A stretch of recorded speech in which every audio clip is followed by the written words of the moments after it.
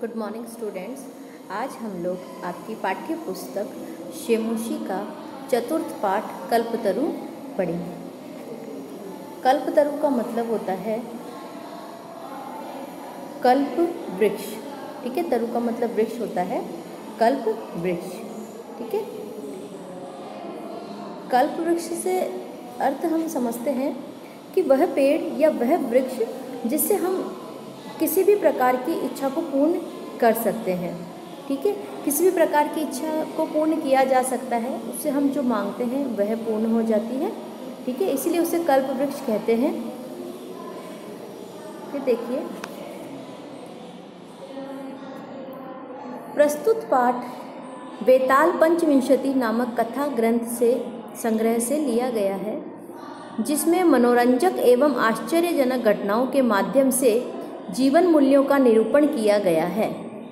इस कथा में जीमूत वाहन अपने पूर्वजों के काल से गृहोद्यान में आरोपित कल्प वृक्ष से सांसारिक द्रव्यों को न मांगकर संसार के प्राणियों के दुखों को दूर करने का वरदान मांगता है, क्योंकि धन तो पानी की तरह आता है और चला जाता है। जिस तरह पानी की लहर आती है तो वह आता है और चला जाता है, और पानी के समान ही वह चंचल है। केवल परोपकार ही इस संसार का सर्वोत्कृष्ट और चिरस्थायी तत्व है। ठीक है, परोपकार ही ऐसा गुण है जो हमें इस समाज में या इस दुनिया में हमें सर्वोपरि बनाता है। तो देखिए, अस्ति हिमवान नाग सर्वरत्न भूमि नगेंद्र है। सब रत्नों की भूमि पर्वतों का राजा हिमालय है। कंचनपुरम नाम नगरम तस्य सानोरुपरि विभाति कंचनपुरम नाम नगरम। तो तस्य यानी कि उसके ऊपर कंचनपुर नाम का नगर था। तत्र जीमूत केतु रीति श्रीमान विद्याधरपति वसति इसमें। वहाँ श्रीमान विद्याधरपति जीमूत केतु रहते थे। तस्य गृहोद्याने कुल क्रमागत कल्पतरु स्थित है। उनके घर का जो उद्यान था उसमें कुल क्रमागत यानी कि पूर्वजों से चला आ रहा एक कल्प वृक्ष स्थित था। स राजा जीमूत केतु तम कल्पतरुम आराध्य तत्प्रसादात न बोधिसत्वांश संभवम जीमूत वाहनम नाम पुत्र प्राप्तनोत। स महान दानवीरः सर्वभूतानुकंपी च अभवत्। तस्य गुणै प्रसन्न स्वसचिवश्चै प्रेरिता राजा कालेन संप्राप्त यौवनम तम यौवराज्ये अभिषिक्तवान्। यौवराज्ये स्थितः स जीमूत वाहनः कदाचित् हितैषिभिः पितृमन्त्रिभिः उक्तः युवराज यो अयं सर्वकामदः कल्पतरु तवोद्याने तिष्ठति स तौ सदा पूज्य अस्मिन् अनुकूले स्थिते शक्रो अपि नास्मान् बाधितुं शक्नुयात इति। तो वह इसी प्रकार बोलते हैं कि तस्य गृहोद्याने कुल क्रमागते कल्पतरु स्थित है। आपके घर के आंगन में वृक्ष में गृहोद्यान में वंश परंपरा से प्राप्त कल्प वृक्ष है। उस कल्प वृक्ष की पूजा करके तथा उसकी कृपा से राजा जीमूत केतु ने बोधिसत्व के अंश से उत्पन्न जीमूत वाहन नामक पुत्र को प्राप्त किया। वह अत्यंत दानी तथा सब प्राणियों पर दया करने वाला था। उसके गुणों से प्रसन्न तथा मंत्रियों से प्रेरित राजा ने उचित समय पर यौवन संपन्न अपने पुत्र जीमूत वाहन को युवराज के पद पर अभिषिक्त कर दिया। ठीक है, युवराज के पद पर स्थित उस जीमूत वाहन ने हितैषी भी पिता तथा मंत्रियों से कहा, जो भी उसके हितैषी थे उन मंत्रियों और पिता से कहा, हे युवराज, जो सारी इच्छाओं को पूर्ण करने वाला हमारा कल्प वृक्ष है, ठीक है, उसे क्या करें, तुम्हारे उद्यान में वह स्थित है। वह तुम्हारे लिए सदा पूज्य है, पूजनीय है। इसके सहायक होने पर इंद्र भी हमें कोई बाधा नहीं पहुंचा सकता। यानी कि जो ये हमारा कल्प वृक्ष है, ये हमारे वंश क्रमागत है। ये वंश से हमारे पिता दादा उनके समय से चला आ रहा है। ये हमारी हर इच्छा को पूर्ण करता है। ठीक है, इसीलिए हमें इसकी रक्षा करनी चाहिए। ठीक है, फिर देखिए, आकर्ण्येतत् जीमूतवाहन अंतर्चिन्तयत् अहो बतः ईश्वर दृश्यम् अपरं पादं प्राप्यापि पुरुषैस्माकं तादृशं फलं किमपि न साधितं किन्तु केवलं कैश्चिदेव कृपणैः कश्चिदपि अर्थो अर्थितः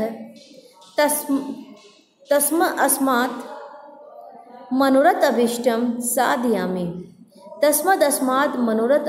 साधयामि इति एवं लोच्य च पितुरन्त्यमागच्छत् आगत्य च सुखमासीनः पितरमेकान्ते न्यवेदयत् तातः त्वं तु जानासि एव यदस्मिन् संसारे सागरे अशरीरम् इदं सर्वं धनं वीचिवच्चञ्चलम् एकः परोपकार एवास्मिन् संसारे अनश्वरः यो युगान्त पर्यन्तं यशः प्रसूते तस्मदपि रीदृशः कल्पतरु किमर्थं रक्ष्यते यैश्च पूर्वैरयं मम इति अगृहणे रक्षिते ते इदानीं कुत्र गता तेषां कस्याय अस्य वाक्येते तस्मात् परोपकारे फलसिद्धये त्वदाज्ञा इमं कल्पपादपम आराधयामि।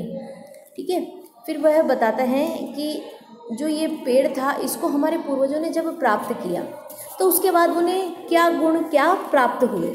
तो ऐसा सुनकर जीमूतवाहन ने मन में सोचा, अरे आश्चर्य है, ऐसे अमर वृक्ष को, ठीक है, प्राप्त करके भी हमारे पूर्वजों ने फल प्राप्त नहीं किया। अर्थात ये देखिए, हमारे जो पूर्वज हैं, ईश्वर ने इन्हें ऐसा पादप दिया परंतु फिर भी उन्होंने कोई फल इससे प्राप्त नहीं किया। फिर देखिए, और केवल गरीब लोगों ने ही थोड़ा बहुत धन प्राप्त किया।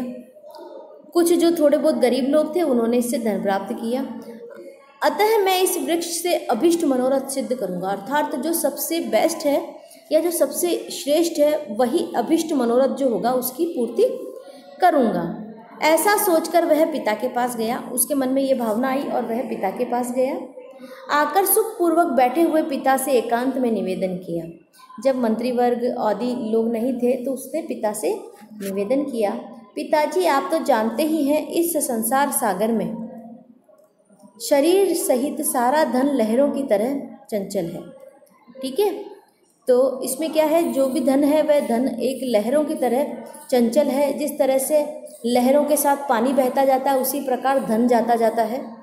ठीक है, इस संसार में एक परोपकार ही अनश्वर है, जो कभी भी नष्ट नहीं होगा। वह परोपकार का गुण है जो युगांतर तक चलेगा, जो सदियों तक चलेगा। अगर जिसने परोपकार किया है, परोपकार जिस तरह परोपकारी राजा कर्ण थे, उन्होंने अपने घर के जो दरवाजे होते हैं वह भी किसी के अंतिम संस्कार के लिए चंदन की लकड़ियों से जो बने हुए थे वह भी दान कर दिए थे। उसी प्रकार यदि ऐसा है तो हम ऐसे कल्पवृक्ष की रक्षा क्यों कर रहे हैं?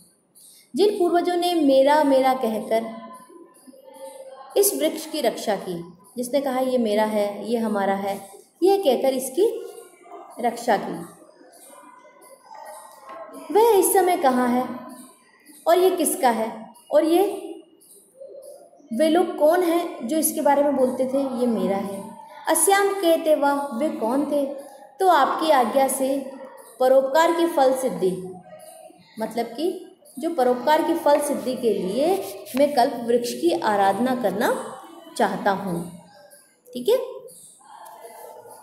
इसका फर्स्ट पार्ट पूर्ण होता है। नेक्स्ट पेज हम लोग बाद, इसका जो अगला भाग है, द्वितीय भाग, वह हम बाद में करेंगे। Thank you.